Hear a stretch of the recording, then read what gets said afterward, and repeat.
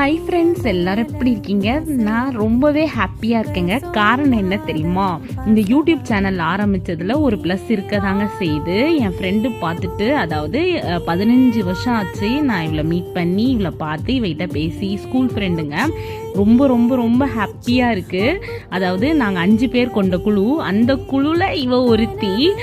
ரொம்ப நாள் ஆச்சு நான் இவ ஊரில் தான் செட்டில் ஆகிட்டான்னு நினச்சேன். ஆனால் இப்போ தாங்க தெரியுது பயப்புல நம்ம வீட்டு பக்கத்தில், அதுவும் நம்ம பேக் சைடில் தான் இருந்திருக்கு. நான் எப்பவும் போவேன் பார்த்தீங்களா அந்த சிவன் கோவில், இதே ரோட்டில் தாங்க. நான் அந்த நாய்க்காக வெயிட் பண்ண இந்த 2 நாயும் லவ் பண்ணிட்டு தெரியுது. கடைசியில் என்னோட 5 கேங் கொண்ட குழுவில் ஒருத்தியை பார்த்துட்டேன். அவளோட பொண்ணு அவ. ரொம்ப நாள் ஆச்சா ஃப்ரெண்டை மீட் பண்ணி ரொம்ப ரொம்ப ஹாப்பியாக இருக்குது. அதுவும் நான் ஃபேவரட்டாக ஒரு கோவில் போவேன் தெரியுமா, சிவன் கோவில். அந்த கோவில் பக்கத்துலேயே தாங்க இருந்திருக்கா பயப்பில். ஒரு நாள் கூட என் கண்ணில் தென்படலைங்க.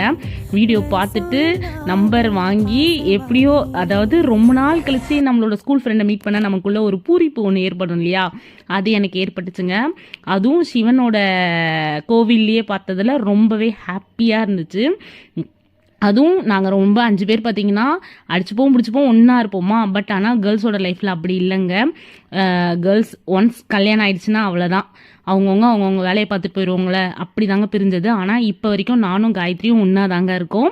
ஸ்கூல் லைஃப் ஃப்ரெண்ட்ஸு உண்மையாகவே ரொம்ப ரொம்ப மெமரபுளான ஃப்ரெண்ட்ஸுங்க.